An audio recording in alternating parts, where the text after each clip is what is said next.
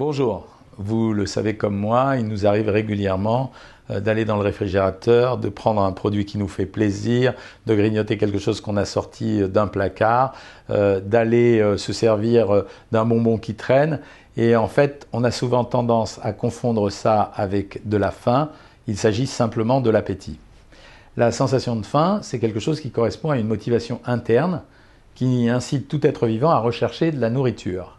L'appétit, ça correspond plus à un désir ou une envie de manger quelque chose simplement pour se faire plaisir. Mais ça n'a pas de rapport avec la sensation de faim. Pour éviter une fringale, la sensation de faim entre les repas qui poussent au grignotage, je vous conseille dans un premier temps de consommer plus de fibres pendant les repas, en augmentant les légumes, surtout crus, et en intégrant des produits céréaliers complets comme des pains aux farines de seigle ou de sarrasin. Et en se mélangeant avec le liquide qui est dans l'estomac, ces fibres vont gonfler et elles vont occuper du volume. La sensation d'être rassasié intervient alors plus rapidement et elle va durer plus longtemps. Cependant, si votre faim est trop forte entre deux repas, il est vraiment important de garder quelque chose à portée de main, particulièrement des crudités, pour pouvoir patienter jusqu'au prochain repas. Vous pouvez penser également à des fruits.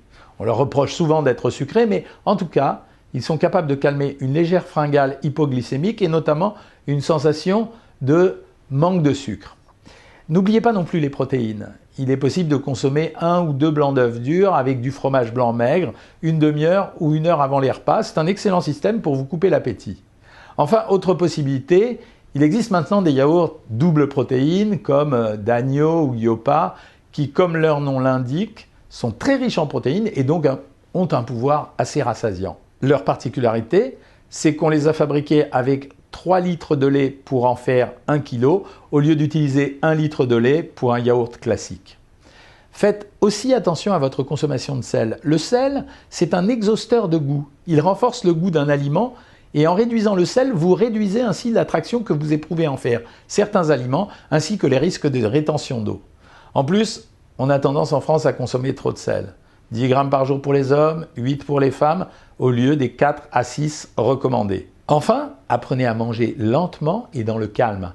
Vous allez mieux imprégner les aliments d'enzymes salivaires, ce qui va faciliter leur digestion et leur assimilation, mais aussi favoriser votre sensation de satiété.